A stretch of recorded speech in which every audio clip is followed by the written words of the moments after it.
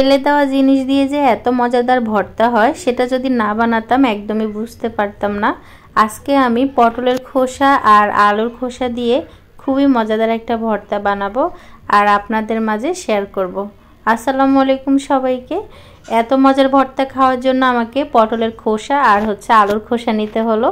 পটল আর আলু আমি একসাথে রান্না করব, তাই ভাবলাম যে খোসাগুলোকে না পালাই দিয়ে সুন্দর মতো ধুয়ে রসুন দিয়ে দিলাম এখানে আস্ত একটা, তারপর দিয়ে দিলাম কয়েকটা কাঁচা মরিচ, তারপর শুকনো মরিচটা একদিক দিয়ে তেলে রেখে দিলাম।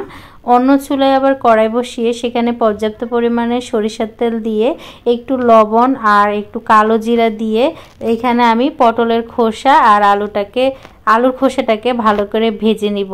একেবারে সুন্দর মতো ভেজে নিতে হবে, যতটা সময় লাগবে সেদ্ধ হতে ঠিক ততটা সময় ধরে। পানি দেওয়া যাবে না, চুলার আঁচটা একেবারে মিডিয়াম আঁচে থাকবে আর একটা ঢাকনা দিয়ে অবশ্যই ঢেকে এই ভর্তার যে উপকরণটা সেটাকে একেবারে সুন্দর মতো ভেজে নিতে হবে।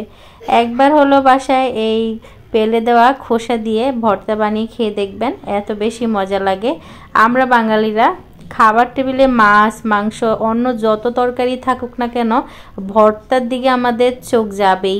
ভর্তা যদি টেবিলে থাকে অন্য কিছু আর দরকার হয় না। সেই জন্য ভাবলাম যে আজকে কি ভর্তা করা যায়, তাই যেহেতু সবজি রান্না করতেছি মাছ দিয়ে, তাই ভাবলাম যে খোসাগুলোকে না পেলে দিয়ে আজকে মজা করে একটা ভর্তা বানিয়ে ফেলি।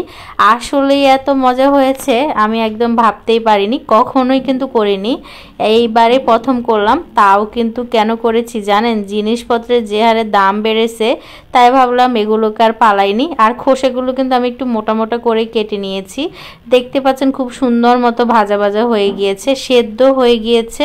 তো আমি কিছুক্ষণ পরে নামিয়ে নিব। নামিয়ে কিন্তু পাটা এগুলোকে বেটে নিতে হবে। আপনারা চাইলে ব্লেন্ড করতে পারেন কিন্তু কোনো পানি দিবেন না। তো আমি সুন্দর মতো পাটায় বেটে নিয়েছি, দেখতে পাচ্ছেন কত সুন্দর মতো বাটা হয়ে গেছে, একেবারে মিহি করারও কোনো দরকার নেই। এই যে আমি যেভাবে বেটেছি ঠিক সেভাবে বেটে নেবেন। তারপর আবার কড়াইতে কিছুটা পরিমাণে সরিষার তেল দিয়ে পেঁয়াজ কুচি দিয়ে দিলাম বড় সাইজের একটা, তারপর এখানে দিয়ে দিলাম ওই যে শুকনো মরিচটাকে টেলে নিয়েছি সেটা ক্রাশ করে নিলাম। তারপর এর মধ্যে যে ভর্তাটা পাটায় বেটে রেখেছি সেটা দিয়ে দিলাম। এখন তেলের মধ্যে কিছুটা সময় ভেজে গরম গরম ভাতের সাথে খেয়ে নিব। এত বেশি মজা হয়েছে, দেখতেই পাচ্ছেন সবুজ একটা কালার। যাই হোক, এখানে ধনেপাতা দিতে পারলে আরও বেশি মজা হতো, একটু সুন্দর গ্রানও আসতো।